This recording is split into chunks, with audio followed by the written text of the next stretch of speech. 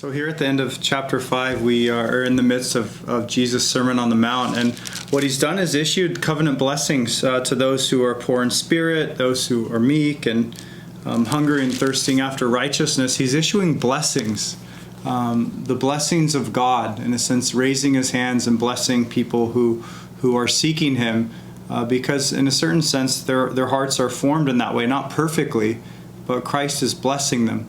And what he does then is he begins to teach, certainly explain the full extent of the law and what it requires. He speaks in hyperbole at times in this section. But one of the most straightforward lessons that Christ has for us is one of loving our enemies. And he says, "You've heard it was said, you shall love your neighbor and hate your enemy. But I say to you, love your enemies and pray for those who persecute you, so that you may be sons of your Father who is in heaven. For he makes his sun rise on the evil and on the good, and sends rain on the just and on the unjust. For if you love those who love you, what reward do you have? Do not even tax collectors do the same? And if you greet only your brothers, what more are you doing than others? Do not even the Gentiles do the same? You therefore must be perfect as your Father in heaven is perfect." The Old Testament scriptures talked about loving our neighbor,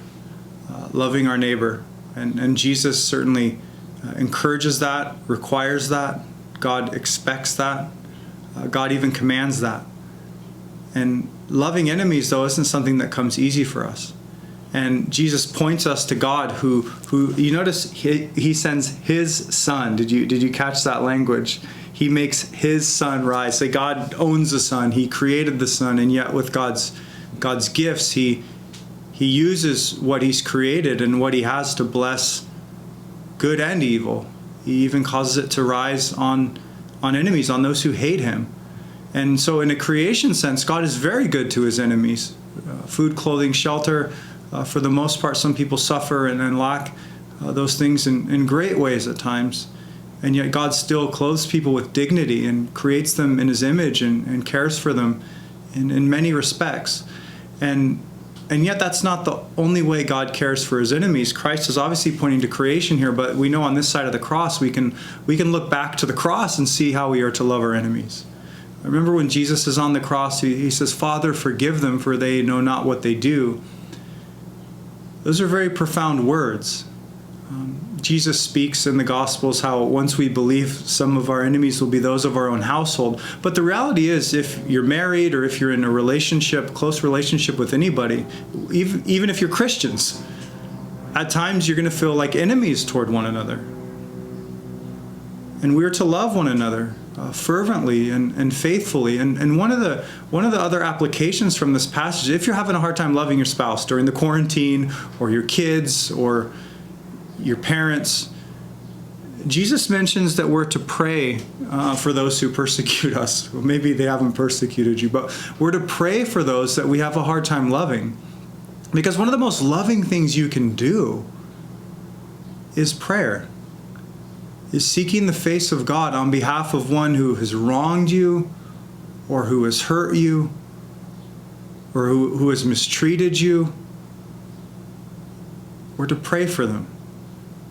And so my word of exhortation would be pray for those not who just persecute you. Certainly pray for them, but pray for those who you have a feeling of enmity towards at times in your heart.